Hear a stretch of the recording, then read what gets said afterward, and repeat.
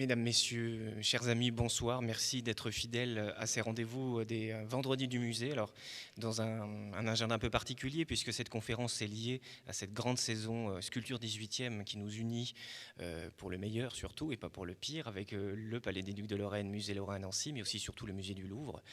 Et c'est dans ce cadre que j'ai la chance de vous parler ce soir d'une très belle acquisition. Je vais même pouvoir vous révéler un scoop en matière d'acquisition.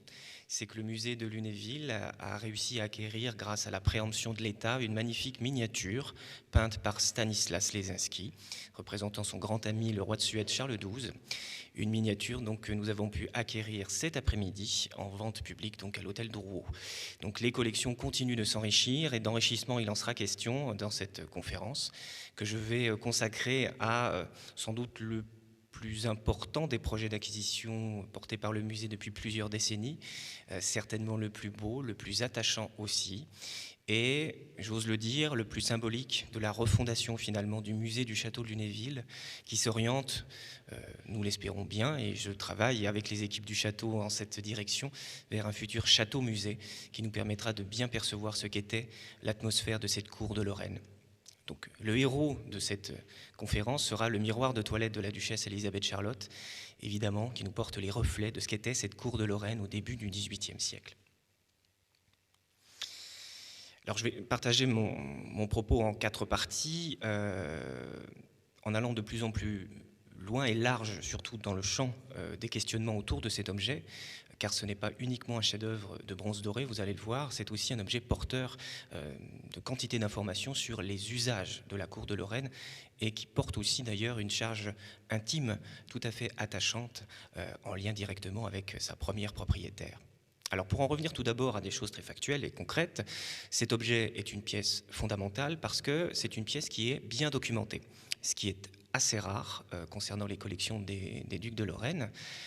Voici donc l'objet que vous connaissez peut-être puisqu'il est déjà exposé derrière nous dans le cadre de l'exposition, donc la sculpture en son château, variation sur un art majeur, et vous le verrez donc jusqu'au 9 janvier 2022 à coup sûr, et nous nous battons notamment avec Catherine Guyon et les amis du château pour que l'objet puisse définitivement intégrer nos collections, mais j'y reviendrai évidemment.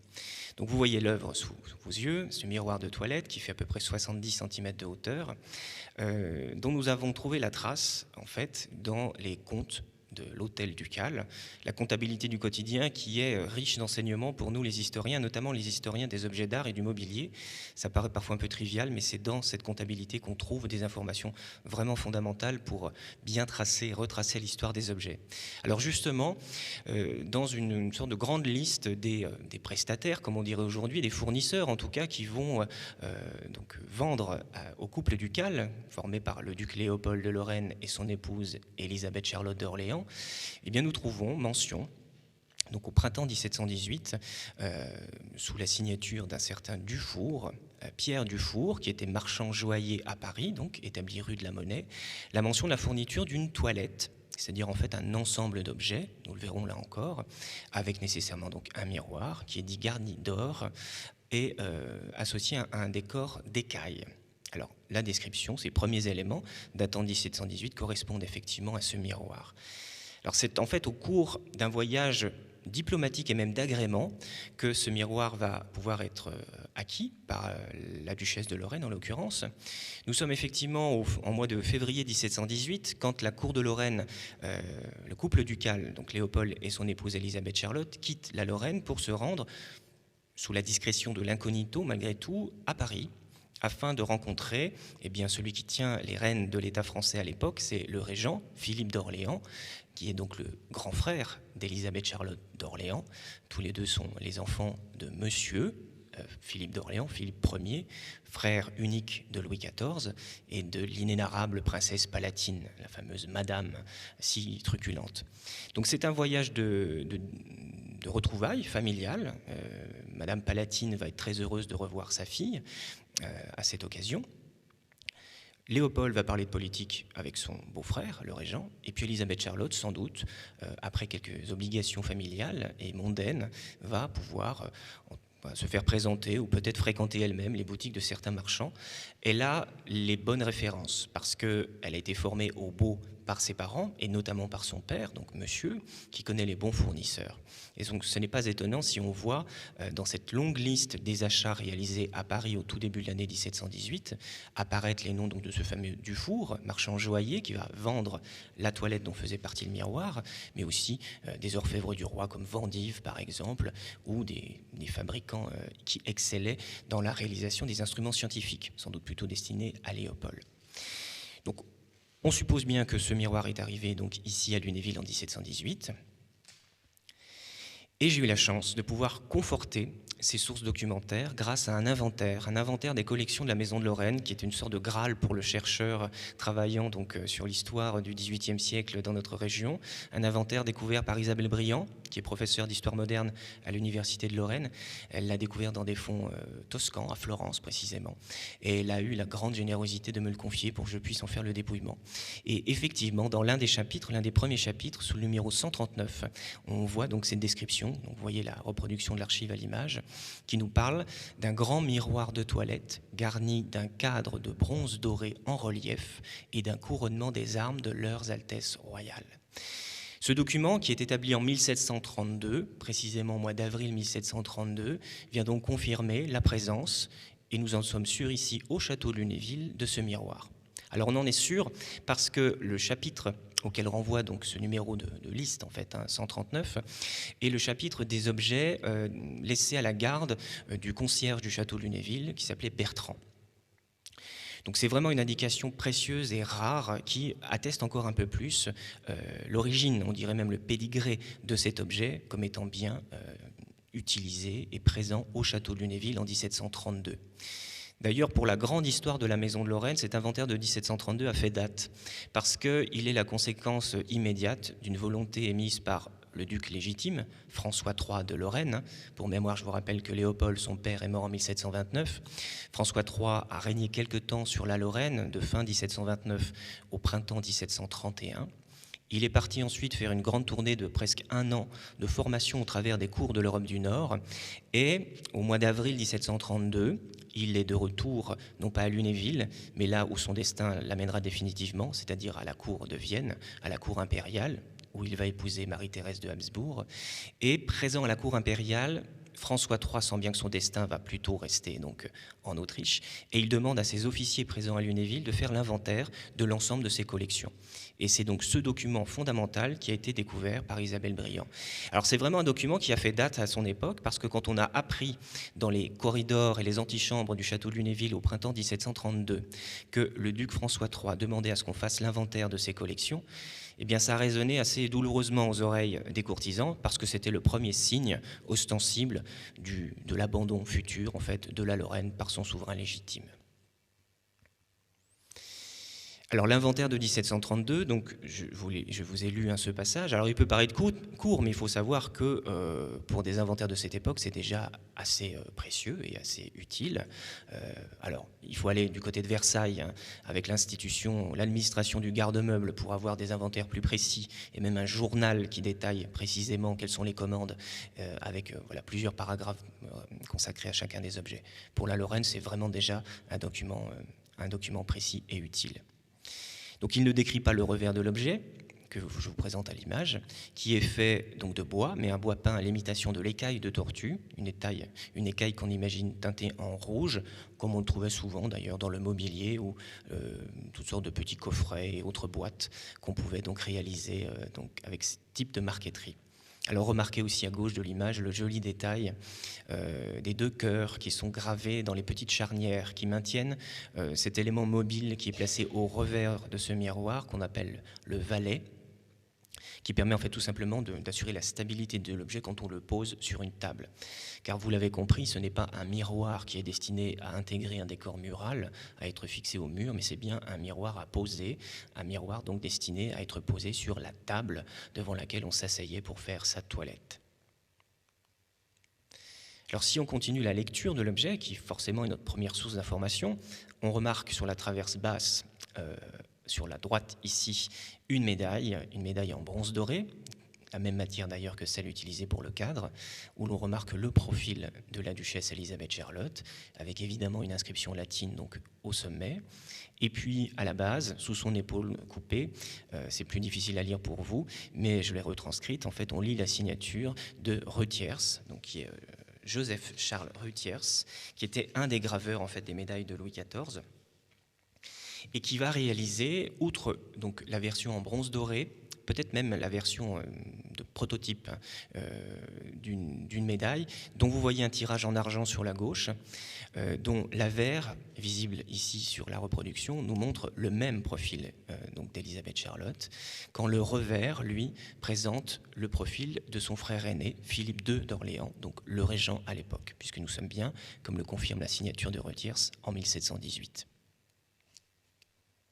Alors, on le sait d'ailleurs, lors de ce séjour à Paris, outre les obligations donc politiques strictement réservées à Léopold, le couple va visiter quelques monuments et notamment une institution importante qui est l'Hôtel de la Monnaie. Cette visite est relatée dans l'une des gazettes de l'époque, la Gazette de Hollande, si mon souvenir est exact, à la date du 21 mars 1718. Donc nous voyons Léopold et Elisabeth Charlotte visiter ces ateliers donc, de la Monnaie où sont fabriqués, comme son nom l'indique, les monnaies et les médailles donc destinées à la France. Et la visite se fait donc sous l'égide, sous la direction en tout cas, de Nicolas Delaunay, qui est un grand orfèvre et qui est aussi directeur donc, de cette institution qu'est la Monnaie. Donc c'est dans ce contexte-là, de ce séjour parisien de 1718, qui est probablement né, en tout cas qu'il a été acheté auprès de ce fameux Dufour, mais qui n'a servi vraisemblablement que d'intermédiaire commercial. Ce n'est pas lui qui a fabriqué évidemment l'objet. C'est donc dans ce contexte qu'est né le miroir de la toilette de la duchesse de Lorraine et qu'il est donc très certainement arrivé déjà à Lunéville. Alors on le voit, c'est un exemple de ces liens très étroits qui unissaient à l'époque la cour de Lorraine et Paris en matière d'objets d'art. On le sait, la France, depuis le règne de Louis XIV et même déjà un peu avant, exerce sa domination presque esthétique sur les arts, et en tout cas dans le domaine du mobilier et des objets d'art en général. Tout ce qu'il y a de meilleur, tout ce qu'il y a de plus à la mode finalement se fait à Paris, et il n'est donc pas surprenant de voir ce miroir de toilette acheté donc, dans l'épicentre finalement du bon goût, qui était la capitale française à cette époque. Alors effectivement, la situation, elle dure depuis déjà quelques temps, et si on se restreint à ce champ des objets utilisés pour la beauté en général, et la toilette en particulier, on voit évidemment la primauté de Paris.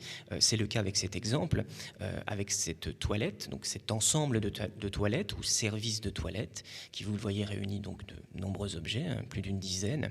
Cette toilette faite en vermeil, donc en argent doré, qui avait été réalisée pour Marie Stuart, qui va devenir l'épouse de Guillaume III, futur roi d'Angleterre.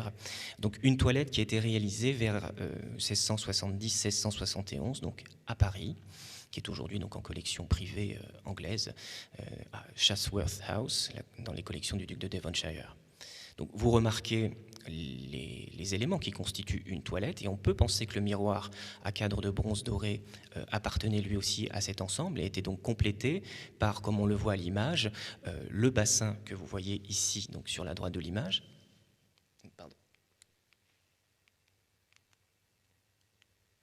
Le bassin qui est juste ici. Vous avez un peu en dessous un plateau surélevé qu'on appelle une salve ou encore une gantière qui était destinée à présenter, alors, généralement à la dame héroïne de cette cérémonie de la toilette, eh bien effectivement ses gants, et puis toutes sortes de petits coffrets qui permettaient de ranger les pots, souvent faits d'ailleurs aussi en porcelaine, ou ici également donc en vermeil, qui était destiné à contenir tous les produits cosmétiques de l'époque. Et on sait que l'arsenal était déjà très important. Entre les crèmes dépilatoires et les crèmes anti-rides, notre époque n'a rien inventé. Et on plaçait tout ça dans des petits pots qui ensuite étaient eux-mêmes rangés dans les coffrets carrés que vous pouvez voir. Alors on y trouvait aussi des flacons pour le parfum. On sait qu'on faisait un grand usage du parfum, j'y reviendrai. Et on trouvait aussi souvent des accessoires pour prendre une collation. Parce qu'à cette époque, il n'y a pas de petit déjeuner formalisé comme aujourd'hui, pas véritablement un repas, mais plutôt une simple collation. On va prendre un bol de bouillon, on est plutôt salé que sucré au XVIIIe siècle, donc un bol de bouillon qu'on va prendre par exemple dans la tasse couverte, ou on appelle également une écuelle, que vous voyez donc au premier plan légèrement sur la gauche. Et puis évidemment, l'objet le plus important, celui qui triomphe, celui qui permet évidemment à l'héroïne de cette cérémonie de se voir et de voir comment on ajuste sa coiffure et son maquillage, eh bien c'est le miroir lui-même. Miroir, donc il faut le rappeler, matière encore précieuse au XVIIe siècle, dont les procédés de fabrication vont se développer, vont permettre d'agrandir aussi la taille de ces rectangles de glace. Et donc vous voyez évidemment le somptueux cadre qui intègre souvent d'ailleurs les armes de la propriétaire. Alors on évolue évidemment dans le temps et dans les formes, avec cette toilette de vermeil, de nouveau, dont manque le miroir. Alors c'est un ensemble qui nous rapproche un peu plus du miroir d'Elisabeth Charlotte, puisque nous sommes en 1719. Un ensemble dont plusieurs pièces visibles ici à l'image ont été achetées par préemption, là encore, par le musée du Louvre à la fin du mois de novembre 2019, donc c'est une acquisition assez récente. Alors un ensemble exceptionnel aussi parce qu'il provient de la famille d'Orléans. C'est une parente d'Elisabeth Charlotte qui s'est vue offrir cet ensemble lors de son mariage, car c'était la circonstance habituelle, hein, lors du mariage d'une princesse, eh bien on lui offrait son nécessaire de toilette.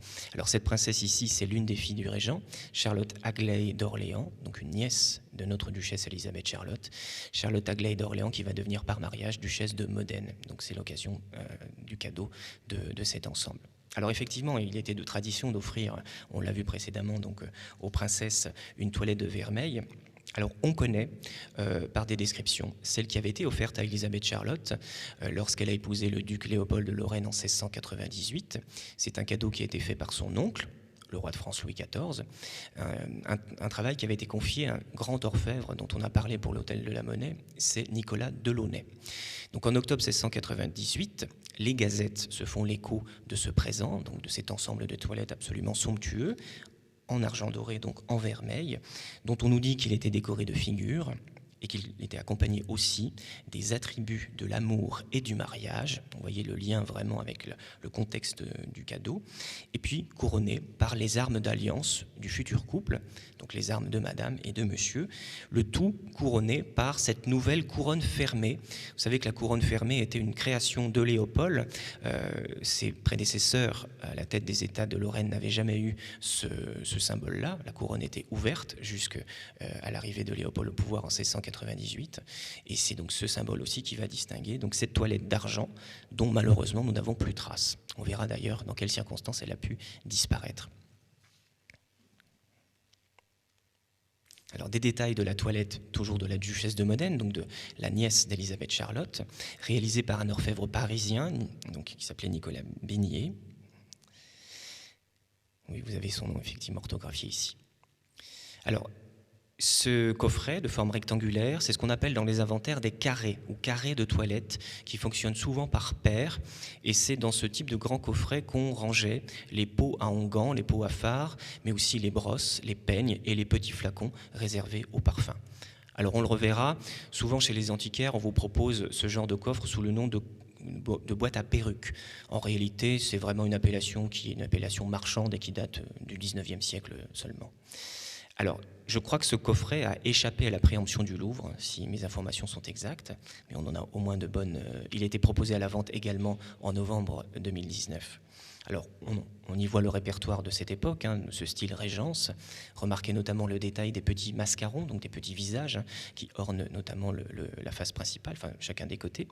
Et puis on retrouve évidemment, parce que c'est un symbole très fort sur le couvercle, bien mis en avant, les armes d'alliance d'un couple, donc les deux écus de forme ovale, qui sont donc accolés pour former le motif principal, le plus ostentatoire, hein, le plus symbolique, sur le sommet du couvercle.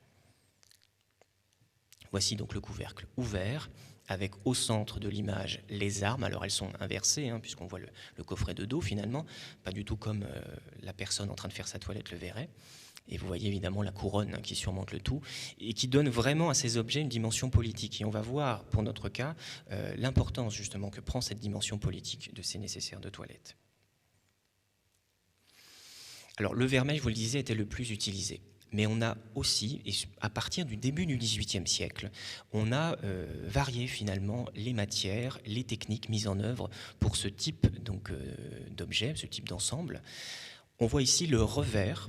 donc non pas la face principale qui est bien garnie d'un miroir, hein, mais c'est le dos finalement de ce miroir qui se distingue par une marqueterie dite Boulle. Vous savez qu'André Charles Boulle était le grand ébéniste du règne de Louis XIV et qu'il va contribuer aussi à cette révolution des formes qui s'opère à la toute fin du XVIIe et au début du XVIIIe siècle, lorsqu'on abandonne un peu la rigueur très architecturée du vocabulaire ornemental typique du milieu du XVIIe siècle et de la grande époque classique, pour aller vers davantage de légèreté et aussi vers davantage de courbe, ce qui donnera finalement cette esthétique de transition et d'équilibre, donc ce qu'on appelle l'époque Régence, entre en gros 1700 et 1730.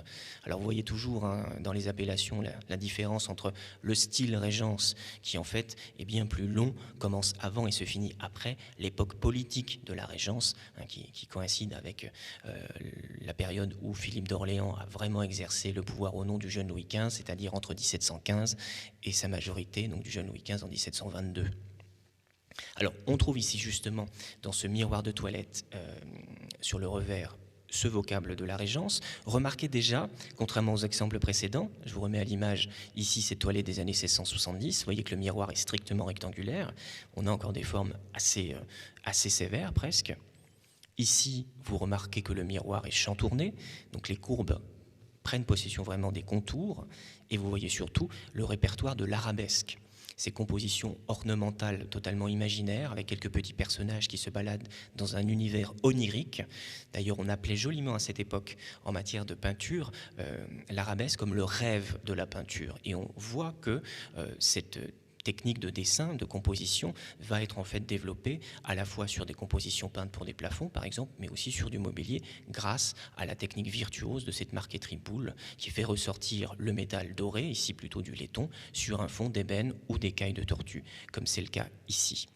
Alors, nous sommes face à un miroir de toilette qui, là encore, en fait, est associé à la famille d'Orléans. On voit qu'en ce début du XVIIIe siècle, les femmes de la famille d'Orléans vont jouer un rôle important dans l'évolution du goût. Et ce miroir, on le sait, a été offert à une autre nièce de la duchesse Elisabeth Charlotte, c'est la duchesse de Berry. Alors, il est conservé aujourd'hui à Londres, à la collection Wallace, Wallace Collection. Alors, on avance encore un peu dans le siècle, dans une perspective plutôt esthétique. C'est toujours un fournisseur français hein, qui va alimenter les grandes commandes pour les princesses et les souveraines de l'Europe. Nous voyons ici un ensemble qui est conservé aux États-Unis, à l'Institute of Arts Museum de Détroit, avec donc le miroir, là aussi chantourné, mais légèrement. On n'est pas encore dans la pleine époque du Louis XV, hein, c'est-à-dire le style rocaille, qui se caractérise vraiment par un mouvement très accusé, et même parfois une asymétrie des formes. Ici, donc, on maintient cet esprit d'équilibre, finalement, qui caractérise la Régence. Donc, vous voyez le miroir, avec au sommet du cadre, toujours des armes d'alliance, donc les deux époux, sous une couronne. Ici, donc, c'est en fait un miroir et un ensemble de toilettes qui avait été commandé pour le mariage d'une princesse Lorraine, alors issue d'une branche un peu périphérique, entre guillemets, de la maison de Lorraine, pas de la maison ducale en tout cas, qui a épousé, donc, je crois, un duc, donc, duc de Cadaval, qui faisait partie de la grande noblesse portugaise. Donc, on voit donc l'ouvrage ici complet, avec deux grands coffrets, donc 10 carrés de toilettes, des boîtes plus petites. Alors les boîtes que vous pouvez voir, souvent plus petites et très allongées, étaient faites pour l'ancêtre de la brosse à dents. Alors on a beaucoup glosé hein, sur l'hygiène et notamment l'hygiène dentaire au début du XVIIIe siècle et au XVIIe siècle déjà. On sait que les dentitions étaient très mal soignées. Malgré tout, l'usage d'une forme de brossage des dents existait. Alors soit avec des éponges qu'on imbibait de différentes essences ou de vinaigre de toilette, qu'on imprégnait aussi de ce qu'on appelait des opiats qui étaient composés parfois de miel et de corail concassé pour avoir une poudre qui devait avoir des vertus abrasives en tout cas sur les dents. Et on utilisait aussi des racines de guimauve ou même de réglisse qu'on faisait bouillir et on taillait donc ces petits bâtonnets avec un petit canif pour en faire à l'extrémité en fait une sorte de plumeau, de petits pinceaux, mais aussi assez résistants qui permettaient de se brosser effectivement les dents. Et on conservait ces accessoires de l'hygiène buccale dans des coffrets dits boîtes à racines. Alors cet ouvrage est là encore celui d'un Parisien, Étienne Paulet.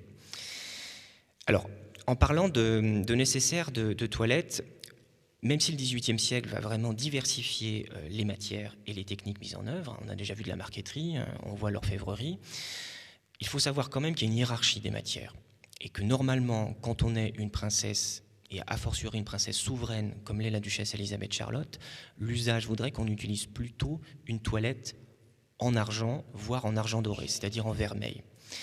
Et là, la question elle est importante parce que l'objet dont j'essaie de vous parler depuis le début de cette communication, le miroir actuel, est en bronze doré, ce qui est une matière à la mode, mais qui n'a pas l'honorabilité finalement et le prestige du vermeil.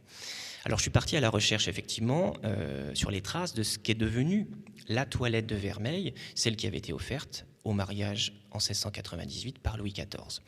Alors dans cet inventaire de 1732, qui me sert de document de référence, elle n'est pas mentionnée. Alors soit ça voudrait dire qu'elle était dans les objets strictement privés de la duchesse, ce qui est assez surprenant, puisque le miroir de bronze doré y figure bien. L'hypothèse que je défends plutôt, c'est qu'elle a été détruite, cette toilette, lors du grand incendie de Lunéville en 1719, le 3 janvier 1719. On sait que d'autres cadeaux de prestige ont brûlé à cette date, notamment le grand lit de drap d'or magnifique, qui était un autre présent de Louis XIV pour les noces de sa nièce et donc du duc de Lorraine. Et il est vraisemblable que la toilette de vermeil de Delaunay de 1698 est fondue malencontreusement dans l'incendie de Lunéville. Alors, on le sait, par différentes sources, en fait, Elisabeth Charlotte va commander une nouvelle toilette de vermeil, mais vraisemblablement autour de 1734. Elle va s'adresser non pas à un Parisien, mais à un Lorrain, ce qui prouve peut-être qu'elle voulait faire des économies, parce qu'on sait que les orfèvres parisiens étaient forcément plus chers que les orfèvres locaux, mais peut-être aussi parce qu'elle voulait valoriser tout simplement les savoir-faire qui s'étaient bien épanouis en Lorraine, en fréquentant justement, en voyant arriver ici à Lunéville, eh bien, les plus belles productions de ce qui se faisait à Paris.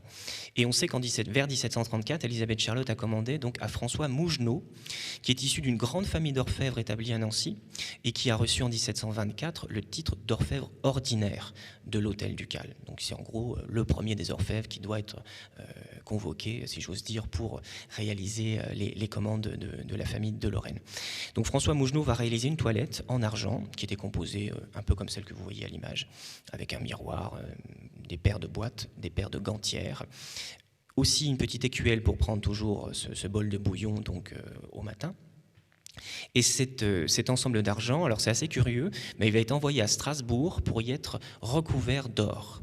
Apparemment, les orfèvres strasbourgeois maîtrisaient parfaitement la technique du plaquage d'or sur l'argent, qui donnait à l'or une très belle couleur et surtout une résistance que n'avaient pas forcément les autres centres de production. Donc c'est comme ça qu'on sait qu'il y a eu pour une fois une sorte de symbiose entre les savoir-faire lorrains et les savoir-faire alsaciens au service de la duchesse Elisabeth Charlotte. En tout cas, la toilette de bronze doré, celle achetée à Paris en 1718, dont nous reste le miroir, aura bien été utilisée de façon quotidienne et régulière par la duchesse entre 1719, date de l'incendie du château et donc la destruction de la toilette de vermeil, et probablement 1734, date d'arrivée de la nouvelle toilette de vermeil de la duchesse. Donc quand même une période d'utilisation assez conséquente. Alors parmi les matières, il y en a une qui est évidemment encore plus prestigieuse et qui est réservée là exclusivement aux souverains, c'est l'or tout simplement, l'or massif. Et vous en voyez un superbe exemple, il est même lié à l'histoire de la Lorraine, au fils précisément d'Elisabeth Charlotte et de Léopold, celui qui nous a abandonnés pour les beaux yeux de Marie-Thérèse. Je veux donc parler de François III, devenu l'empereur François ou François Étienne, qui a commandé donc à un orfèvre, donc le fameux Domenech, orfèvre viennois, cette toilette en or et cristal, réalisé vers 1750, que vous pouvez toujours admirer à Vienne au Kunsthistorisches Museum, parce qu'effectivement, il faut aller à l'étranger pour voir ces grands ensembles d'orfèvrerie, surtout de provenance impériale ou royale, parce qu'en France, tout a été fondu à cause de la mode. Déjà, il ne faut pas l'oublier, les ravages de la mode en France sont quand même assez terribles, et puis aussi la Révolution qui a contribué à détruire ce que la mode n'avait pas usé ou fait fondre au fil des décennies. Alors il y a aussi une matière plus modeste, mais qui va avoir son heure de gloire dans la première moitié, premier tiers du XVIIIe siècle. C'est une spécialité lorraine que nous allons nous exporter vers Paris, c'est important à souligner. C'est donc un très beau savoir-faire local qui est celui de la sculpture dans le bois de Sainte-Lucie. Alors ce bois de Sainte-Lucie, c'est en fait un cerisier sauvage, qui pousse naturellement dans ce lieu-dit donc de Sainte-Lucie, pas très loin donc de Sampigny, dans la Meuse. Et depuis le XVIIe siècle, on s'est habitué à réaliser des petits objets de dévotion, mais aussi des nécessaires pour la toilette, avec les coffrets, les boîtes à poudre, qui sont plutôt des boîtes rondes, les cadres de miroir également. Alors, ça a du succès également à Paris, et même dans la bonne et grande aristocratie, tout simplement parce qu'en France, la fin du règne de Louis XIV est marquée par des guerres qui sont très dispendieuses et comprend des lois somptuaires, c'est-à-dire des lois qui interdisent aux particuliers, et même au roi lui-même d'ailleurs, d'utiliser de l'argent pour des objets finalement un peu superflus. On réserve les métaux précieux pour faire de la monnaie et payer les guerres de la fin du règne. Donc c'est pour ça qu'on interdit de réaliser des toilettes en argent, et que donc le bois de Sainte-Lucie, qui permet d'avoir une sculpture très fine, comparable à celle qu'on trouvait sur les toilettes en argent, va devenir une sorte d'ersatz assez apprécié, avec une réelle mode, un réel engouement. Alors, les toilettes complètes conservées en bois de Sainte-Lucie sont rares. Dans les collections publiques, je n'en connais pas, malheureusement. J'avais eu l'occasion d'en reconstituer une pour une exposition au château de Sully-sur-Loire il y a quelques années, avec des collections provenant du musée du château de Lunéville, parce que nous avons encore de belles collections, et de notre partenaire traditionnel, le musée Lorrain. Et donc vous voyez ici cette recomposition avec le miroir, évidemment, déjà chantourné, un grand coffret de toilette, une boîte à poudre, qui est la boîte cylindrique que vous voyez au premier plan, et juste derrière elle, vous voyez une boîte plus oblongue qui n'est pas faite pour ranger les racines, comme l'atteste en fait la partie supérieure, que vous voyez plus claire ici, qui n'est pas en bois de Sainte-Lucie, je vous la montre en détail, et juste ici. En fait, cette boîte, c'est ce qu'on appelle une pelote, ce qu'on pourrait appeler en fait une boîte à épingles. Elle était faite pour ranger à l'intérieur, sous le couvercle, les épingles qu'on utilisait pour ajuster les bijoux, mais aussi les garnitures de dentelle ou les rubans qui étaient mis donc, au moment de la toilette sur la parure, sur le vêtement. Et les épingles pouvaient être ensuite fichées dans la petite partie supérieure qui est faite de coton, d'ouate, garnie de tissu. Et donc c'est typique aussi de ce qu'on pouvait trouver dans les toilettes. Et puis les petits pots à phare que vous voyez, ce n'est pas du bois de Sainte-Lucie évidemment. Ici, c'est de la porcelaine de Saint-Cloud, une porcelaine dite tendre, parce qu'on n'a pas encore le kaolin dans ces années 1700-1720, mais une porcelaine de Saint-Cloud qui a dû figurer aussi sur la table de toilette d'Élisabeth Charlotte, parce que Saint-Cloud, c'était sa résidence d'enfance, sa résidence préférée. Et c'est là que son père, monsieur, frère de Louis XIV, avait protégé une manufacture qui va se consacrer à la production de faïence, mais aussi de porcelaine tendre, avec un très très beau succès dans la réalisation notamment de ces accessoires de toilette. Un détail magnifique d'une boîte à poudre caractéristique en bois de Sainte-Lucie, alors caractéristique par son format, mais pas par son décor. On nous l'a généreusement prêté parce que c'est vraiment un objet unique. On a d'habitude sur les nécessaires de toilette en bois de Sainte-Lucie un décor d'arabesque très stylisé avec de jolies qualités mais souvent une flore assez modeste. Là on sent qu'un sculpteur a voulu se distinguer en proposant, vous le voyez sur le couvercle, des fleurs épanouies comme au naturel qui semblent jaillir vraiment du couvercle et c'est en ça que vraiment cette boîte se distingue et qu'on aimerait connaître le nom du sculpteur qui l'a réalisé. Alors, autre matière, toujours en bois, mais avec de nouveaux agréments, qui va faire fureur au début du XVIIIe siècle, c'est le bois laqué à l'imitation des lacs de Chine et du Japon. Vous savez que l'exotisme est très à la mode, en fait, depuis quasiment les premiers objets venus par la route de la soie à la fin de l'Empire romain. Mais en tout cas, pour ce qui est des lacs, depuis le XVIIe siècle, l'Europe va essayer d'imiter cette technique de peinture qui donne un résultat très brillant, très chatoyant, et on va réussir assez tôt à réaliser donc de très bons vernis européens, notamment à Paris, avec les célébrissimes frères Martin. Et il s'avère qu'en Lorraine, on a eu aussi quelques vernisseurs, notamment Nicolas Bedan, qui était lunévillois, et qui va réaliser, sans doute d'ailleurs, des éléments de toilette pour la duchesse Élisabeth Charlotte, dont j'ai pu retrouver trace d'ailleurs dans les contes de l'hôtel. Alors malheureusement, ce que vous voyez à l'image ne provient pas d'une toilette d'Élisabeth Charlotte. Ce sont des éléments qui sont plus disparates et qui sont conservés à Versailles. Mais vous voyez à gauche le revers d'un miroir de toilette, avec une très belle composition. Alors, derrière le valet métallique, hein, vous remarquez une branche fleurie à la japonaise, sur un fond rouge superbe, et puis une boîte, dite aujourd'hui boîte à perruque, mais en réalité carré de toilette où l'on rangeait donc les onguents et les peignes. Alors on le sait effectivement dans les archives, Élisabeth Charlotte a eu à sa disposition une toilette complète en lac rouge et or, dans une résidence qui n'était pas la sienne et où elle n'était pas forcément en représentation, donc sans caractère politique. C'était un château qu'elle appréciait beaucoup, qui a malheureusement disparu aujourd'hui, alors qu'il était l'un des plus beaux châteaux de Lorraine. Ce château, c'est le château de Frouard, qui était la demeure d'un couple favori du duc Léopold et de son épouse, les Lunati Visconti, qui vont mener grand train en Lorraine et qui avaient réservé dans ce château de Frouard un appartement somptueux et uniquement réservé au séjour du couple ducal. On en a la description, ce qui est très intéressant parce qu'on comprend comment pouvait être décoré un appartement ducal, mais hors d'une résidence ducale, dans ce château de Frouard. Et dans l'armoire de la garde-robe réservée à la toilette de la duchesse, on mentionne une toilette complète en laque, donc sans doute en vernis parisien, rouge et or, donc proche du modèle présenté ici. Alors voici d'ailleurs à quoi pouvait ressembler une toilette complète avec son grand miroir et ses coffrets. Vous voyez d'ailleurs dans le coffret ouvert à gauche comment on rangeait à l'intérieur toutes sortes de petits flacons et pas du tout les perruques comme on le prétend aujourd'hui. Et puis aussi la garniture textile qui évidemment donne son nom d'ailleurs à la toilette, il ne faut pas l'oublier. Vous voyez que la table, qui est en fait une table toute simple, simplement même une planche posée sur 2 tréteaux, était recouverte tout d'abord d'une étoffe assez riche, le plus souvent assortie au décor textile de la pièce dans laquelle avait lieu cette petite cérémonie. Elle complétait ce qu'on appelle le meuble textile. Et pour protéger ce tissu toujours très coûteux, on posait dessus, donc sur le sommet de la table, une garniture de toile fine. Et c'est en fait de cet usage que provient le nom toilette. C'est en lien avec cette toile fine, agrémentée ici sur les pans de la table de mousseline, souvent brodée. Et puis ce qu'on appelle parfois un surtout, qui devait être destiné à protéger de la poussière en fait les objets qu'on rabattait, qui étaient traditionnellement posés sur le miroir, mais qu'on rabattait derrière le miroir, évidemment quand on avait besoin de se servir de ce nécessaire. Alors on trouve aussi mention, et c'est beaucoup plus rare, j'ai eu beaucoup de mal à procurer une photographie, parce que ces ensembles de toilettes faits de tissu, comme vous le voyez ici, étaient très fragiles et ont quasi toujours disparu. On en voit ici qui est passé en vente aux enchères il y a quelques années, qui est fait d'une âme de bois, le matériau qui en fait la structure c'est du bois, mais il était complètement garni d'un très joli brocart, un motif qu'on dit bizarre.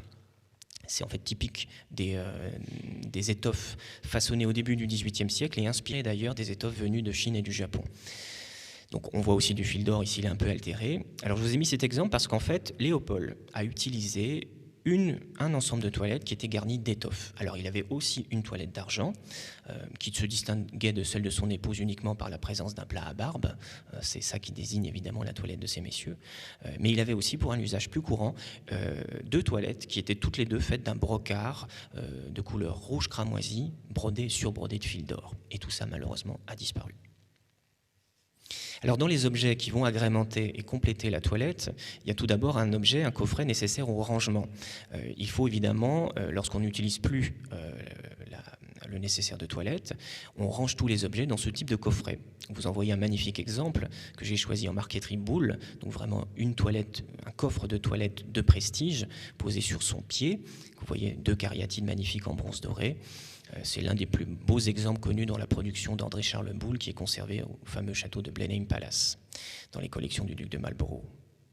Alors, vraisemblablement, Élisabeth Charlotte conservait sa toilette offerte par son oncle Louis XIV, donc jusqu'à sa destruction dans l'incendie de 1719, dans ce type de coffret, dont j'ai retrouvé la mention d'ailleurs, qui était garni de plaques d'argent. Et dans l'inventaire de 1732, ça serait le seul vestige en fait de la destruction de la toilette, puisque cet ensemble de coffrets de toilette agrémentés de plaques d'argent sur en fait une sorte de petite table comme celle-ci, mais soutenue par des colonnes torses agrémentées là encore d'ornements en argent, cet ensemble-là est dit en très mauvais état. Et vraisemblablement, c'est lié aux flammes de l'incendie de 1719. Alors il faut attendre un peu avant de voir un objet qu'on a peut-être plus facilement à l'esprit quand on évoque la toilette au XVIIIe siècle, qui se développe vraiment à partir des années 1740 et toujours inventé par les ébénistes parisiens, qui sont les tenants du bon goût. Ce meuble, c'est la coiffeuse. Donc, voilà, un meuble bien connu que nos mères, nos grands-mères ont pu utiliser ou que vous utilisez peut-être encore aujourd'hui. Un meuble vraiment dédié à cet usage. Ça n'est plus cette construction matinale avec la table faite de planches posées sur des tréteaux avec les nappes textiles et les objets. Là, on a un meuble dédié, typique de l'esprit du XVIIIe siècle, où on invente toutes sortes de meubles pour répondre à tous les besoins. Vous voyez comment c'est traité en marqueterie ici, extraordinaire. Et vous avez de chaque côté, en fait, ce qu'on appelle des caves, c'est-à-dire en fait des compartiments assez profonds où vous pouvez ranger tous les pots et autres objets nécessaires donc à la mise en beauté matinale. Le miroir lui-même est intégré, en fait, il se rabat ou se relève quand vous avez besoin de vous asseoir devant ce type de meuble absolument somptueux. Mais là, Elisabeth Charlotte n'a jamais connu ce type de coiffeuse qui apparaît vraiment bien après sa mort, enfin en tout cas après sa mort en 1744. Alors, voici cette première approche finalement de ce miroir, de cet usage de la toilette en lien avec l'excellence des métiers d'art, et notamment parisiens au XVIIIe siècle, au début du XVIIIe. Et on va remettre maintenant en contexte le miroir dans l'esthétique qui s'est développée. Donc on élargit un peu le champ, on est passé du miroir, de la table. Maintenant on va voir dans quel décor finalement s'intégrait le miroir, que revoilà. Remarquez donc ces formes contournées absolument caractéristiques de cette époque d'évolution esthétique de la Régence qui nous mène vers les courbes et la fantaisie du style rocaille, mais avec toujours un élément premier et important, c'est la symétrie. Tout est parfaitement symétrique, même si dans le détail les ornements changent, leur emplacement évidemment, tout s'équilibre. Alors tout ça, c'est vraiment l'esprit finalement de ces décors qui vont être réalisés à l'époque surtout de Germain Boffrand, quand ce grand architecte, vous le savez, pour les fidèles, qui devient premier architecte de Léopold en 1711, qui a commencé à travailler au chantier de Lunéville en 1709, qui est l'un des créateurs de ce style Régence dans le Paris de la toute fin du règne de Louis XIV. Et vous voyez ici un somptueux dessin qui n'est pas destiné à Lunéville, mais qui est destiné au château de la Malgrange, qui était l'un des autres grands chantiers de Léopold, qui était assez prodigue et libéral en matière de bâtiments, et qui va vouloir s'offrir une somptueuse maison de campagne aux abords de Nancy, à l'entrée de Nancy, un chantier qui sera malheureusement arrêté avant d'être terminé. Alors vous avez des dessins qui viennent d'être achetés il y a à peu près 1 an par la bibliothèque municipale de Nancy, un recueil, donc des dessins reliés, qui contiennent ces projets somptueux de Boffrand qu'on pensait disparus. Et vous avez une image même de ce qu'est ce style Régence, tout en courbe, avec la mention justement ici des arabesques. Vous voyez comment, entre les portes et le grand miroir de la cheminée, Boffrand imagine, sans doute peinte d'ailleurs, des arabesques, c'est-à-dire ces compositions complètement imaginaires, mais toujours symétriques, où l'on voit de grandes figures centrales, caractéristiques vraiment de ces rêves de la peinture, notamment ici. Alors l'arabesque, elle est aussi déclinée dans la sculpture des décors de Lambry. Nous avions exactement ce type de décor dans les appartements de Lunéville, lorsque Boffrand entreprend leur décoration, alors 2 fois, parce que je vous l'ai dit, ils ont brûlé. On commence d'abord aux alentours de 1715, puis l'incendie 1719 oblige à reprendre la copie, et c'est ainsi que nous avons les actuels appartements du Co, que vous avez peut-être déjà visités, ou je vous incite à visiter, tels qu'ils seront repris autour de 1720-1721. Mais il faut imaginer dans les pièces les plus riches de nos appartements du coup, l'équivalent de ce dessus de porte, nous sommes juste au-dessus de la porte, là où on place d'habitude un portrait. Boffrand aime beaucoup la sculpture ornementale et il a l'idée de cette composition, toujours un peu d'esprit arabesque. Vous voyez donc ces lignes courbes, symétriques, mais très légères, très déliées, avec, et ça c'est important à voir dans l'œil pour bien comprendre l'esthétique du miroir, les profils des figures que vous voyez sur les côtés. On a en fait ce qu'on appelle des termes, c'est-à-dire la partie supérieure d'un personnage humain. Ici, alors c'est un personnage mythologique, c'est la satyre, une divinité joyeuse de la nature, mais la partie inférieure du corps en fait est comme symétrisée dans ce qu'on appelle une gaine, en fait, une sorte de triangle ou presque, qui s'amoindrit vers la base. Et c'est un motif qu'apprécie beaucoup Boffrand. Et ça permet justement ces figures humaines, joyeuses, parfois un peu coupées, c'est le cas donc effectivement de ces termes, vont permettre aussi d'illustrer cette époque de la Régence qu'on associe aussi à une sorte de légèreté des mœurs. On est après l'époque où on est déjà en contradiction au moment où s'exerce encore le pouvoir de Madame de Maintenon à Versailles. Vous savez que Madame de Maintenon était une femme très pieuse et très austère, qu'elle a épousé Louis XIV de façon morganatique, donc secrète, et qu'elle a contribué à cette sorte un peu d'ennui et cette cour engoncée de la fin du règne de Louis XIV, et qu'en contre-pied finalement, notamment à Paris, on cherche à avoir une atmosphère plus légère, des décors plus légers, souriants, avec beaucoup d'enfants, beaucoup de divinités un peu sensuelles de la nature comme les satyres, et tout ça se traduit parfaitement dans les décors de ces années 1700-1710. Alors les courbes on les retrouve, mais là je ne vais pas vous faire une visite de l'exposition, puisque la table est exposée juste à côté. On les retrouve dans cette somptueuse table console, avec des courbes bien affirmées, comme Boffrand les apprécie, chantournées mais toujours symétriques, sans l'exubérance finalement, les excès même de la rocaille qui viendra plus tard, à partir des années 1730, là nous sommes encore vers 1720. Une table qui provient, comme le miroir d'ailleurs, des appartements de la duchesse Elisabeth Charlotte à Lunéville. Alors le miroir, je vous ai évoqué tout à l'heure l'ambiguïté, la question en tout cas que pose sa matière. Ça n'est pas du vermeil, ce que le rang d'Elisabeth Charlotte aurait dû vraiment requérir, puisqu'en 1718, quand elle l'achète, elle est évidemment déjà et depuis longtemps duchesse de Lorraine, c'est du bronze doré. En fait, le bronze doré, il ne faut pas l'oublier, c'est une matière qui est certes moins précieuse, mais c'est une matière qui est très à la mode au début du XVIIIe siècle, parce que les bronziers, les fondeurs parisiens, vont vraiment lui donner ses lettres de noblesse, et ce phénomène va courir tout au long du XVIIIe siècle.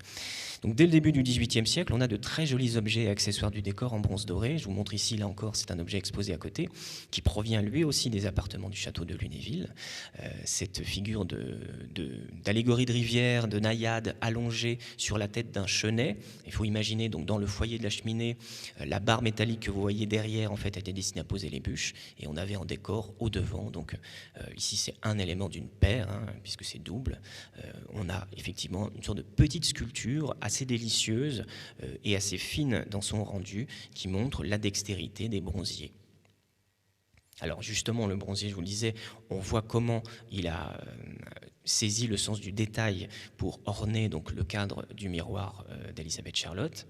Remarquez donc ici sur l'image de gauche l'une des petites figures qui fait saillie sur la base du miroir. Donc là encore, c'est une figure tronquée, mais qui permet d'introduire ce côté presque sensuel de l'esprit de la Régence, avec une petite fille qui sourit, une petite fille, enfin déjà petite fille qui est devenue grande, hein, puisque vous voyez même qu'elle libère sa poitrine. Une jeune femme, donc on dira, couronnée de fleurs avec un oiseau. C'est ce qu'on appelle du joli nom d'espagnolette. Dans le vocabulaire ornemental de l'époque, ces figures féminines, parfois réduites simplement alors, à la tête, au buste, ou même jusqu'ici au torse, donc jusqu'à la taille, sont appelées espagnolettes. Elles sont caractéristiques, c'est presque l'emblème du style Régence en matière de meubles et d'objets d'art. Alors on les trouve sur le miroir, à gauche, mais on les voit aussi dans les dessins de Beaufrand. Alors, cette fois-ci pour le château de Lunéville. Vous voyez donc dans ce projet pour le boudoir d'Elisabeth Charlotte, dans la partie haute, au sommet de la glace, vous avez l'ovale rouge qui était destiné à un portrait. Mais juste au-dessous de chaque côté, vous avez pour épouser finalement les courbes marquées par le miroir, deux figures avec des ailes de papillon qui sont des espagnolettes, donc complètement chimériques. Alors voici l'archétype de l'espagnolette la plus sensuelle, typique de ce goût de la Régence pour les fêtes galantes, pour pas dire libertines. C'est là aussi un chef-d'œuvre de bronzier, hein, réalisé par Charles Crescent, qui était d'ailleurs en formation sculpteur, bronzier, et qui va agrémenter son mobilier d'ornements de bronze absolument superbes. Vous voyez un détail ici d'un bureau réalisé par Crescent vers 1735 et conservé au musée du Louvre. Et vous voyez là comment cette jeune femme offre finalement à l'observateur sa poitrine généreusement donc galbée dans les courbes ornementales de ce motif d'espagnolette, là encore. Alors on retrouve sur des lustres, ici plus chaste, avec simplement au sommet de la tige, vous voyez des têtes de femmes qui jaillissent dans ce modèle attribué à André Charles Boulle. Alors on trouvait effectivement dans les achats réalisés par la Maison de Lorraine à Paris, exactement en fait comme le miroir, quelques années plus tôt, on avait acheté une très belle production des bronziers parisiens sous la forme d'une série de 12 lustres, donc en bronze doré, qui, semble-t-il, d'après des descriptions plus tardives, pourrait correspondre à ce type de modèle. Donc là encore, le bronze doré, dans son excellence finalement, et sa nouveauté, apparaissait bien dans les appartements de Lunéville, déjà quelques années avant l'arrivée du miroir d'Elisabeth Charlotte. Alors, voici comment on proposait des modèles. Vous voyez donc sur cette planche tirée d'un ouvrage de Gilles-Marie Oppenor, qui était architecte mais aussi ornemaniste, qui va contribuer lui aussi à la genèse du style Régence. Vous avez une cheminée des années 1720-1730, et vous voyez donc ici, sur la droite du miroir qui garnit le dessus de cheminée, un élément d'une paire de bras de lumière, donc un bras de lumière avec deux chandelles, qui est formé en fait par un personnage, ici plutôt masculin, dont les jambes ont disparu et sont remplissées par une sorte de gaine, ce qui permet d'ailleurs d'inclure ces courbes caractéristiques du style nouveau en gestation qui nous mènera vers la rocaille. On retrouve toujours dans le bronze doré ici donc ces figures engainées ou figures en termes. Vous voyez ici des enfants, un jeune garçon et une jeune fille, qui sont l'équivalence en fait de ce que j'ai pu retrouver dans des achats de bronze doré passés à Paris en 1716 auprès d'un bronzier apparemment de renom qui est en train de faire l'objet d'une étude tout à fait intéressante qui s'appelait Jean-Baptiste Sautret, qui avait été un des fournisseurs d'ailleurs de Louis XV, qui sera d'ailleurs encore un peu plus tard fournisseur de Louis XV. Et Sautret livre, à la demande de Beaufrand, une série de bras de lumière pour les appartements de Lunéville dans lequel on trouve la description de ce modèle dit à enfant terme. Un autre modèle équivalent à celui décrit dans ce mémoire, cette facture de Sautret en 1716, qui ne montre plus des enfants mais des femmes drapées, dont, là encore, les jambes disparaissent pour cette gaine, donc ce motif qui permet la surenchère décorative, en tout cas la valorisation du décor cher à l'époque Régence, et avec un travail de ciselure absolument remarquable. Alors on est sûr que Jean-Baptiste Sautret était un très bon ciseleur parce que j'ai eu la chance de pouvoir identifier dans ce fameux mémoire de 1716 le bon objet, celui qui correspond à la commande. Les autres que je vous ai présentés ne sont que des équivalences, des modèles proches de ceux décrits. Cette paire de bras de lumière dont vous voyez un des deux bras de lumière, j'en ai la certitude, a bien été réalisée par Sautret en 1716 à la demande de Beaufrand et est venu à Lunéville décorer le cabinet d'angle, qui était la pièce la plus riche d'ailleurs des appartements du Caux. Quand on a déménagé tout le mobilier de Lunéville en 1737, au moment où il faut faire place à Stanislas et que François a définitivement épousé Marie-Thérèse, cet ensemble en fait a transité par la Toscane et c'est pour ça qu'il est resté toujours aujourd'hui à Florence au Palais Pitti, qui nous l'a généreusement prêté d'ailleurs, cette paire, pour notre exposition dédiée à la sculpture. Et dans le détail, vous voyez effectivement un travail du bronze doré assez virtuose, jusque dans les effets de brillance qui sont donnés, sans parler évidemment de la richesse des branches dans le dessin lui-même, ce qui nous prouve que les appartements du château de Lunéville étaient particulièrement ouverts à cette sophistication du travail du bronze doré, ce qui explique le choix en 1718 fait par Elisabeth Charlotte d'une toilette, certes moins prestigieuse que si elle était en argent, mais qui a illustré malgré tout une forme de nouveauté et effectivement de savoir-faire et d'excellence de ces métiers d'art parisiens. Alors on en vient à la dernière partie de ma présentation, parce que je suis sûr que je dépasse allègrement comme d'habitude le temps qui m'est imparti, mais pour évoquer la dimension, je pense, la plus attachante de ce miroir, dont on a vu l'inscription dans le goût de son temps, dans ses gestes de toilette. Et maintenant, on va encore un peu élargir le champ de ce que ce miroir a à nous dire pour aborder tout simplement la cour ducale de Lunéville et ses usages. Car c'est vraiment en ça que le miroir de toilette a valeur de symbole pour nous. Il est vraiment le symbole de ce qu'étaient les usages de la cour de Lorraine. Alors, quand je vous dis, comme je le fais pour les visiteurs de l'exposition, que c'est un miroir de toilette, on s'imagine tous ce genre de scène. Alors le tableau n'est pas de belle qualité, mais j'ai trouvé assez charmant, parce que c'est typique de la scène liée à la toilette dans l'usage actuel, qui est celle du bain quotidien, ou quasi quotidien, il faut espérer qu'il soit quotidien, ou de la douche qui n'existe pas encore au début du XVIIIe. Nous voyons cette dame donc dans son bain, donc dans une scène qui pourrait être, je veux dire, d'aujourd'hui. Alors on y voit quand même quelques différences, puisque déjà elle est vêtue, ce qui nous prouve que le bain à l'époque ne se pratiquait qu'en chemise. Ça prouve surtout que le rapport au corps nu posait encore quelques soucis d'ordre tout simplement moral. La religion était toujours bien présente et qu'il était plutôt perçu comme malséant de se baigner nu. Sauf peut-être une exception, mais qui est aussi liée à l'histoire de Lunéville, c'est Madame du Châtelet, la fameuse marquise, Madame Pompon-Newton, pour paraphraser son amant le plus célèbre mais pas le seul, qui était Voltaire. Et on sait par les chroniques, je me demande si c'est pas Madame de Graffigny d'ailleurs qui relate cet épisode, un domestique était très gêné en fait d'apporter de l'eau chaude dans le bain de Madame du Châtelet, car contrairement à l'usage, Madame du Châtelet se baignait nue. Donc le pauvre valet détourne le regard, mais quand il verse l'eau chaude, en fait, eh bien il brûle sa maîtresse, donc et évidemment elle crie, et lui est encore un peu plus gêné d'avoir en plus brûlé Madame du Châtelet. Voilà. Mais c'était une exception. On se baignait, comme vous le voyez, donc en chemise. Et puis on voit aussi la notion de moment de délectation qui est donnée au bain. Ça n'est pas seulement un geste d'hygiène. On le sait par tous les traités d'ailleurs de médecine ou de parfumerie qui existent à l'époque. Le bain s'apparente à la balnéothérapie d'aujourd'hui. On y ajoute déjà des huiles essentielles. On y met des mélanges de céréales pour qu'il puisse servir aussi de gommage pour adoucir la peau.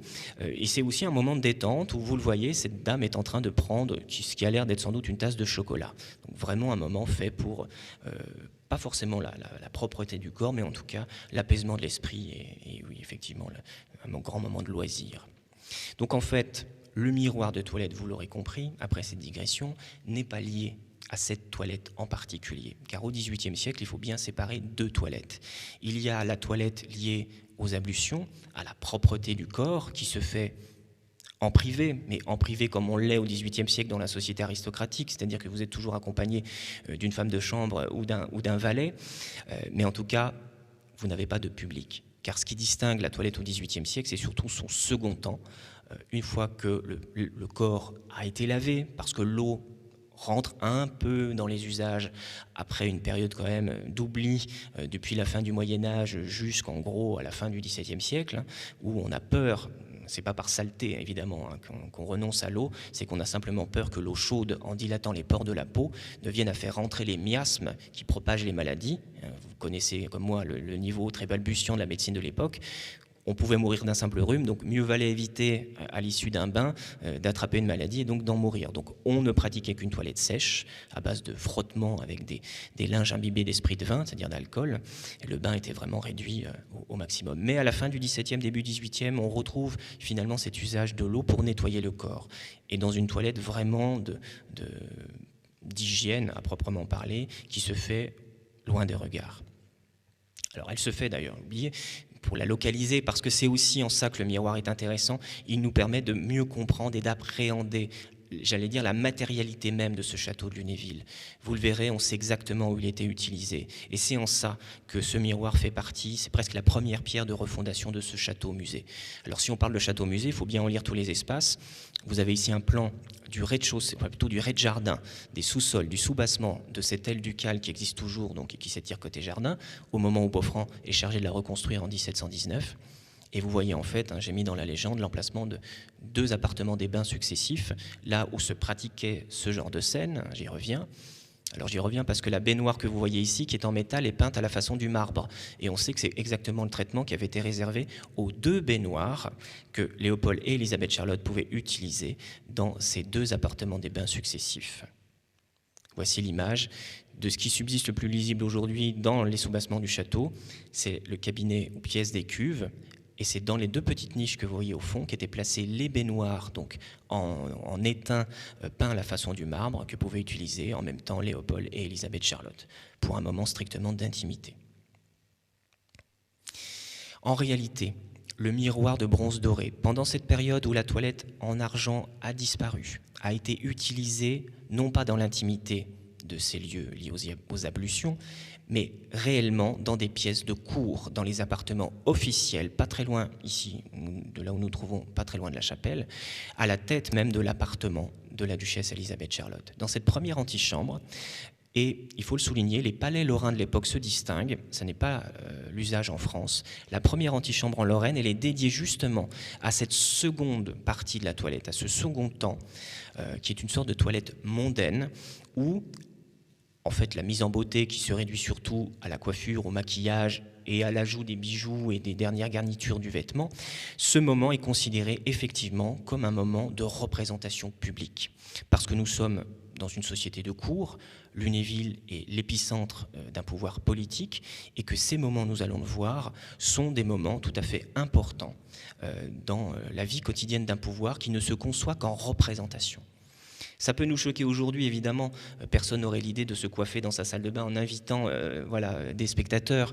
Mais il faut bien, c'est lié en fait à la définition même du pouvoir d'Ancien Régime, où la notion de proximité physique avec le corps même du souverain est valorisante pour la société des courtisans. Donc la toilette de la duchesse, comme le lever ou le cocher public de Louis XIV, ce sont des moments où il faut être pour voir et pour être vu. Et c'est tout à fait la fonction qu'avait en fait cette chambre de la toilette, antichambre de la duchesse, où notre miroir a été effectivement utilisé. Alors vous voyez l'état de la pièce aujourd'hui. Grâce à Camille Jacot, nous avons pu malgré tout vérifier le bon état de conservation des décors sculptés que vous remarquez sur la corniche, à la base du plafond disparu, et aussi le magnifique dessus de cheminée qui était protégé jusque-là par des planches, mais qu'on a pu libérer au regard et aussi dépoussiérer et vérifier la bonne stabilité de ces décors. Ils sont plutôt en bon état. Alors, il y avait un lien aussi politique qui s'opérait entre le miroir de toilette en particulier et ce contexte assez théâtral de cette grande pièce qui avoisine les 80 mètres carrés, où la cour effectivement se réunissait très régulièrement au matin, avant ou après la messe d'ailleurs, Et cette dimension vraiment du quotidien du pouvoir, elle se traduit déjà dans la matérialité du miroir de bronze doré. Vous avez donc à droite de l'image un des détails de la partie plus supérieure du cadre du miroir, où vous voyez, jaillissant là encore de cette bordure, l'alérion, c'est-à-dire le petit aigle, symbole héraldique de la Lorraine. D'ailleurs, il porte autour du cou, pour encore affirmer le propos, une croix de Lorraine en sautoir. Et on retrouvait à l'origine, sur la cheminée, alors c'est les seuls éléments d'ailleurs de décor en plâtre qui ont disparu des décors muraux aujourd'hui, mais dans les deux pilastres qui sont ici, on trouvait les alérions qui étaient affichés. Donc imaginez au moment de la toilette publique comment s'opérait ce lien vraiment de symbole à symbole, les alérions présents sur le miroir en bronze doré et sur la cheminée, d'autant que le miroir devait être présenté pas très loin de la cheminée. Donc on avait vraiment finalement cette résonance entre les symboles politiques qui attestait du caractère tout à fait politique effectivement de cette cérémonie. Alors on est juste à côté de cette chambre du couple, mais qui est aussi une chambre de parade, dont voici la restitution que nous avions pu faire il y a quelques années dans son décor des années 1730-1735, où en plus la duchesse affirmait son statut de petite fille de France, il ne faut pas l'oublier, c'est la petite fille du roi Louis XIII, c'est la nièce de Louis XIV, et c'est toute sa famille d'ascendance royale et française qu'elle avait mis à l'honneur dans les portraits des dessus de porte. Vous voyez donc ici, eh bien, son oncle et sa tante, Louis XIV et Marie-Thérèse. Et c'était la même chose dans l'antichambre de la toilette. On avait 3 grands portraits qui représentaient certains de ses parents qui ont régné ou qui avaient régné sur la France ou sur d'autres royaumes comme l'Espagne, par exemple. En regardant encore d'un peu plus près comment fonctionnaient les résidences ducales de Lorraine, on se rend compte de façon assez lisible sur les plans eux-mêmes de certains projets, donc du statut de cette cérémonie de la toilette et de la pièce qui lui est associée. Vous avez ici le projet au niveau du premier étage de reconstruction du palais ducal de Nancy, projet par Beaufranc vers 1714, qui ne sera jamais terminé. Et vous voyez comment les 2 pièces fondamentales dans cette affirmation physique du pouvoir autour de la personne du souverain étaient finalement mis en équilibre parfait entre hommes et femmes. La pièce encadrée de rouge à gauche, c'est la chambre de Léopold, qui est la pièce où s'organisent tous les matins et tous les soirs un lever et un coucher public du duc de Lorraine, à l'image de ce que fait le roi de France. Et vous voyez que son épouse n'est pas du tout oubliée, puisque en pendant à droite, donc de l'autre côté du salon central, c'est le cabinet de toilette de la duchesse qui est mis en exergue et qui a finalement symboliquement la même valeur que la chambre de Léopold. C'est-à-dire que la cérémonie de la toilette de la duchesse avait autant d'importance dans les rituels politiques de cour que la chambre du souverain. Alors c'est d'autant plus amusant qu'en réalité, l'appartement de la duchesse était dans la partie supérieure de ce que vous voyez à l'image, précisément ici. Il a fallu faire sortir finalement de cette enfilade de pièces qui était côté cour, cette chambre de la toilette, pour la mettre vraiment en pendant de la chambre officielle de Léopold. Voici la façade, évidemment, dans laquelle tout ça devait s'inscrire, puisque c'est des pièces qui auraient dû donner sur la place de la Carrière. Donc c'est dire aussi la théâtralité, finalement, qui résonne. Vous voyez, théâtralité de la cérémonie de la toilette, dans la pièce elle-même, avec un superbe décor, et en même temps intégrée dans une façade monumentale au bout de la place de la Carrière. Donc on est loin des petites ablutions que l'on fait derrière un paravent, dans un cabinet de garde-robe ou dans une pièce d'écuve, c'est-à-dire une salle de bain avec ses baignoires. Alors évidemment, la toilette, représentée par les peintres, mais dans une société qui est surtout une société aristocratique, qui n'a pas les mêmes nécessités malgré tout de représentation, va donner lieu à de somptueux tableaux, surtout au début du XVIIIe siècle, où on met finalement en exergue la femme comme une idole, et voilà, il n'est pas de meilleur moment que celui où au matin, on va terminer son ajustement dans ces robes magnifiques où le panier apparaît, donc là aussi, théâtralité du vêtement qui prend une ampleur incroyable. Vous voyez donc la servante qui est en train de faire passer à cette dame cette nouvelle robe à panier, vers 1734, c'est une mode qui est relativement récente, elle est devant sa table de toilette juponnée en mousseline, avec un nécessaire qui associe, parce qu'on pouvait aussi associer plusieurs matières, on a des boîtes en argent, mais aussi un miroir et des coffrets en laque rouge.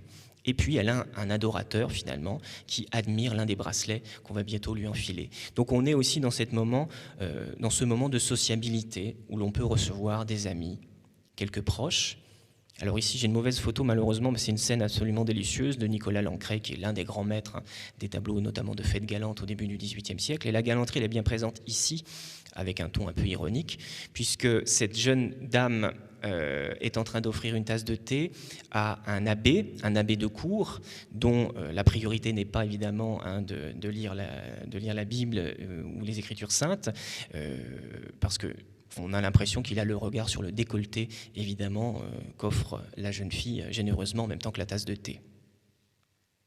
Et puis on n'hésite pas à se mettre aussi, à se tourner soi-même en ridicule. C'est une époque qui sait manier l'autodérision. Et ça, c'est une scène absolument charmante qui est sur des décors de Lambry, réalisés par Christophe Huette pour les petits appartements du château de Chantilly vers 1735, ce qu'on appelle la petite singerie, et qui montre des scènes quotidiennes finalement d'une famille aristocratique liée aux Condé, qui étaient les propriétaires du château de Chantilly. Et vous voyez comment une guenon, devant un magnifique nécessaire en laque rouge et or très à la mode, se fait donc maquiller et même subit une manucure de la part de ses domestiques, simiesques elle aussi. Pour trouver des représentations qui nous approchent un peu plus de ce qu'était cette atmosphère de représentation publique devant les courtisans de la cour de Lunéville, il faut regarder évidemment du côté de Versailles, car on ne le dira jamais assez, finalement Lunéville c'est bien un Versailles lorrain. Alors vous avez ici une image assez célèbre, je le dire iconique, qui nous montre, alors c'est une mise en abîme, c'est le peintre Gauthier d'Agoty, voilà, Jean-Baptiste André Gauthier d'Agoty, qui se représente lui-même en train de représenter Marie-Antoinette. Vous voyez que le peintre est sur la droite de l'image. Marie-Antoinette saisie en train de toucher de la harpe, juste après sa cérémonie de la toilette publique qui se déroule à Versailles, non pas dans une antichambre, mais dans sa chambre. On reconnaît d'ailleurs assez bien le décor de plafond et de lambris, qui est celui toujours subsistant à Versailles de la chambre de la reine. Et alors là, on n'est plus tout à fait dans une forme de sociabilité mondaine où se joue la galanterie entre quelques personnes. On est vraiment dans une scène de cour où la souveraine est entourée de dames de compagnie, des premières dames de sa maison, notamment celle au premier plan qui tend d'ailleurs un placet qui est celui proposé par le peintre, qui fait vraiment sa publicité dans ce tableau. Un tableau tout à fait charmant, donc justement aussi pour montrer la dimension, on dirait presque politique, même si ici le ton est celui de la fin du XVIIIe siècle, un peu poudré, et on sait aussi le caractère de Marie-Antoinette, qui se soumettait plus difficilement à ce genre de cérémonie que sa grand-mère Élisabeth Charlotte. Alors un détail aussi amusant, c'est qu'au travers les corps de l'arbre, vous remarquez sur la table toujours juponnée, un grand miroir en vermeil, qui était en fait du recyclage avant l'heure. Marie-Antoinette n'avait pas eu droit, en tout cas au début, à une très belle toilette neuve. On avait recyclé la toilette de sa belle-mère, Marie-Joseph de Saxe, qui était donc la mère de Louis XVI. On l'avait simplement retouchée au niveau des armoiries, pour associer évidemment les armoiries de France et des Habsbourg-Lorraine, lorsqu'elle a épousé donc le futur Louis XVI en 1770. Et c'est donc ce miroir que vous voyez ici. Alors nous étions dans l'atmosphère très Marie-Antoinette, très poudrée, très jolie aussi, très élégante. Et puis on retrouve notre Élisabeth Charlotte avec son profil, peut-être un peu moins avenant, hein. Je l'ai souvent dit en visite, mais n'oubliez jamais ce mot de la princesse palatine qui s'assassine elle-même d'ailleurs, mais aussi tous ceux qu'elle aime. Quand elle parle de sa fille, elle dit que sa fille, pour le visage, ressemble à un mélange d'ours, de chat et de singe. Et c'est vrai que quand on regarde de près la médaille au profil d'Élisabeth Charlotte, avec ce profil un peu plat, et le double menton, parce que voilà, quand on est fille de la Palatine, il faut bien se dire que l'atavisme, la génétique, on dirait aujourd'hui, est bien présente. Donc l'embonpoint va aller progressant au fil des grossesses. N'oubliez pas qu'Élisabeth Charlotte aura 14 enfants et qu'elle a aussi un tempérament de gourmande, de gastronome, mais aussi de gourmande. L'épisode célèbre, raconté par Madame de Graffigny, à 4 heures, à Commercy, Élisabeth Charlotte, donc à la fin de sa vie, est prise d'un petit creux. Et au lieu des macarons, comme on les voit dans les films où sa petite fille Marie-Antoinette s'amuse de macarons pimpants de couleur, Élisabeth Charlotte se fait frire une carpe. C'est vous dire aussi qu'Élisabeth Charlotte cuisinait elle-même. Mais le personnage était riche aussi et très attachant. Alors pour cette cérémonie, on en vient justement à cette dimension qui touche à l'intime, car le miroir, même s'il est le principal accessoire de cette petite scène de théâtre qui réunit, et on le sait par les témoignages, des courtisans, mais aussi des ambassadeurs, on sait qu'on vient justement aux informations, au moment où le miroir de bronze doré est encore utilisé, dans les années 1732-33, c'est l'époque où on craint justement que François III ne renonce à la Lorraine, et Élisabeth Charlotte a hérité par son fils du statut de régente. Le souverain étant parti, c'est elle qui assure plus ou moins la réalité du pouvoir. Et c'est donc à sa toilette qu'on se rend tous les matins, y compris les ambassadeurs et les diplomates, pour savoir où en sont les affaires de l'État. Et qu'il y a une réelle tension qui existe dans cette pièce, autour de cet objet, pour savoir ce que va devenir la Lorraine. Alors, il y a une tension politique. Ça, c'est pour l'aspect, le double aspect de ce miroir, à la fois toujours politique, mais aussi intime, parce que intime, il renvoie l'image de la souveraine, un profil, on l'a vu, qui n'est pas forcément très avenant, surtout que la cérémonie de la toilette, elle est codifiée, et qu'elle est présidée par la première personne de la maison de la duchesse, qui est sa dame d'honneur. Et il faut se souvenir que Léopold, de son vivant, avait eu le très bon goût de donner comme dame d'honneur à son épouse, c'est-à-dire la personne de la cour qui est quasiment appelée à vivre 24 heures sur 24 avec la duchesse, eh bien, il a donné donc, la fonction de dame d'honneur à sa propre maîtresse, donc à celle qu'on voit à l'écran, la somptueuse et très fine Anne-Marguerite de Ligniville, première princesse de Craon. Et c'est donc au quotidien qu'Élisabeth Charlotte va devoir subir la comparaison, elle qui a pris de l'embonpoint, qui a souffert de ses grossesses, et qui voit à côté d'elle une beauté triomphante, qui même à 50 ans va traîner les cœurs à ses pieds, cette fameuse première princesse de Craon, sa dame d'honneur, cette dame qui organise finalement la cérémonie de la toilette, qui donne les ordres à la dame d'Atour, qui vient de la garde-robe pour apporter les garnitures de dentelle qu'on va ajouter sur la robe, pour apporter également les bijoux, et puis aussi à cette sorte de petit essaim d'une douzaine de demoiselles d'honneur qui sont là pour ajuster les bracelets, passer sans doute aussi la poudre. On sait que la duchesse avait une coiffeuse, mais les demoiselles d'honneur devaient aussi intervenir sur le maquillage de la souveraine. Et donc, triomphante finalement aux côtés de la souveraine, on voit cette favorite en titre, extraordinaire, d'un caractère épouvantable, mais avec beaucoup d'esprit et un charme fou, qui va faire que Léopold a été au moins fidèle dans l'adultère, puisqu'il n'aura qu'une favorite officielle jusqu'à sa mort en 1729. Donc imaginez les tourments qu'Élisabeth Charlotte a dû ressentir en se voyant dans ce miroir et en voyant juste à côté d'elle le minois magnifique, les dents éclatantes, le sourire aussi charmant, bien qu'ici à la cour, elle devait sourire rarement vu son caractère, mais en tout cas, tous les attraits de cette Madame de Craon que la pauvre Élisabeth Charlotte n'avait pas. Effectivement, après Madame de Craon, le contraste est rude. Voici à quoi pouvait ressembler Élisabeth Charlotte sur la gauche, lorsqu'elle a utilisé, au début des années 1730, encore cette toilette et ce miroir de bronze doré. Nous voyons une femme évidemment d'âge mûr, l'embonpoint, je vous en ai parlé, il suffit de comparer avec le portrait de sa maman.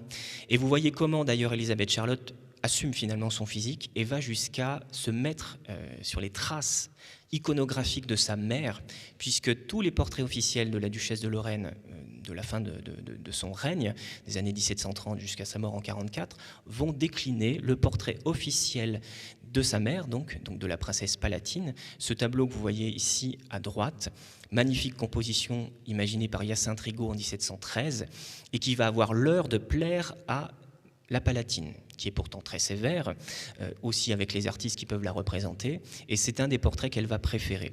Et voyez comment, finalement, Élisabeth Charlotte va demander à ses peintres lorrains de copier systématiquement l'ensemble de la composition réalisée pour la Palatine, grâce à cette très belle copie d'ailleurs du tableau de Rigaud que vous voyez ici à droite et qui est conservé au château d'Arouet. Donc on a vraiment seul le visage qui change, l'embonpoint du corps, lui, il n'y a pas besoin de le retoucher puisque Élisabeth Charlotte est la digne fille de sa mère. Et on a vraiment ce lien qui s'établit entre les deux femmes. Et c'est aussi un lien qui nous permet de revenir à un élément de la personnalité de la duchesse et qui la rend particulièrement attachante. Ce qui fait aussi de ce miroir de toilette un souvenir extraordinaire aussi par ce lien très étroit qu'il a eu avec cette souveraine qui a hérité du tempérament justement de sa mère la Palatine, cette Palatine qui n'aimait rien tant que de se promener dans les jardins de Versailles, à l'époque où d'ailleurs les dames de la cour ne se promènent absolument pas dans les jardins. Louis XIV un jour qui croise dans les jardins déserts de Versailles sa belle-sœur, lui dit « mais vous êtes l'une des rares effectivement à profiter des jardins ». Elle adore le contact du plein air, la Palatine, elle adore les animaux. Et c'est tout cela finalement dont va hériter sa fille, notre duchesse Élisabeth Charlotte. Et on le retrouvait en particulier ce moment typique de la vie de Lunéville, où, après les grandes cérémonies publiques qui avaient lieu le matin, et dont le miroir est le parfait symbole, ces obligations de représentation auxquelles Élisabeth Charlotte se soumet avec plutôt bonne volonté, elle s'y soumet d'autant mieux qu'elle sait que son après-midi, elle l'aura pour elle. On ferme la porte des grands appartements, on ferme la porte de l'antichambre de la toilette après le repas qu'on aura pris vers midi devant les courtisans. C'est la dernière cérémonie publique. Et ensuite, c'est le moment, le domaine de l'intimité, dans ces appartements ouverts sur les jardins, où Elisabeth Charlotte va d'ailleurs aussi cultiver ses fleurs, où elle va cuisiner ses propres légumes. Et finalement, le miroir de toilette, j'ai oublié d'en mettre l'image, mais il fonctionne parfaitement en pendant avec un objet beaucoup plus simple qu'on nous a offert il y a quelques années, que je trouve tout aussi attachant. C'est la terrine dans laquelle Elisabeth Charlotte fabriquait elle-même son pâté de lapin. Donc vous voyez comment, grâce à l'entrée, on l'espère, de ce miroir de toilette, pourrait rejaillir, renaître complètement cet esprit de Lunéville entre les obligations versaillaises incarnées par la toilette publique et puis la quintessence du confort tel qu'on l'a imaginé de façon extrêmement moderne grâce à Elisabeth Charlotte ici à Lunéville. Imaginez-vous invité, si vous avez ce grand privilège, autour de cette table faite uniquement pour 12 convives, surtout d'ailleurs les membres de la famille ducale, pendant qu'Elisabeth Charlotte termine sa terrine de lapin dans la petite cuisine voisine, eh bien on est là autour de ces tables mécaniques qui au fil du repas va faire apparaître comme par enchantement, grâce à son plateau mobile, les plats déjà dressés, grâce aux domestiques qui sont invisibles et qui restent sous le niveau finalement de la salle à manger dans les cuisines. Donc un repas en parfaite intimité, dans une atmosphère détendue, dans laquelle on profite de la vue sur les jardins qu'on a vu tout à l'heure. Et c'est donc aussi en ça que cet objet est fondamental dans la refondation du futur musée du château de Lunéville. Et c'est face à ce miroir et face aussi à ce très beau tableau qui couronne symboliquement pour l'éternité, j'ose dire, Elisabeth Charlotte, qu'on peut lancer un gloire à Elisabeth Charlotte. Et que surtout, et je vais enfin terminer mon propos en faisant passer la CEBI ou presque, mais vous inviter à contribuer à cette grande souscription qui a été lancée afin de nous aider à équilibrer le budget, le plan de financement de ce miroir de toilette qui nous a coûté 300 000 €, mais il faudrait les 50 000 € pour que le plan de financement soit bouclé. Et nous avons la chance d'avoir des amis du château extrêmement généreux et toujours présents depuis l'incendie et déjà même bien avant. Et les amis du château qui portent eux aussi et qui donnent beaucoup de leur temps. Je parle sous le contrôle de 2 de leurs représentantes. Vous voyez que les femmes triomphent avec Elisabeth Charlotte et aussi dans les Amis du Château. Donc cette association qui, avec la Fondation du patrimoine et le conseil départemental, porte cette souscription pour réunir les 50 000 €. Donc vous pouvez faire un don généreux toujours, même s'il est modeste, en ligne. Donc je vous ai fait un extrait de la page de la Fondation du patrimoine. Et puis aussi physiquement, avec une petite urne qui vous attend à la sortie de la chapelle, une urne en plexiglas avec le petit bulletin de souscription. Vous pourrez aussi retirer eh bien, à l'accueil du château. Voilà, je vous remercie pour votre attention autour d'un objet particulièrement important et cher à notre cœur, un objet qu'a porté aussi, un projet qu'a porté aussi Nicole Creusot, ici présente, notre ancienne vice-présidente à la culture et à l'enseignement supérieur, qui a bataillé pour que ce projet puisse se concrétiser. Donc merci officiellement ce soir à vous, Nicole, de nous avoir aidés dans ce projet que nous sommes en train de pouvoir concrétiser. Et puis merci à ceux qui très concrètement vont pouvoir le rendre définitivement possible pour que vive encore l'esprit d'Elisabeth Charlotte. Merci.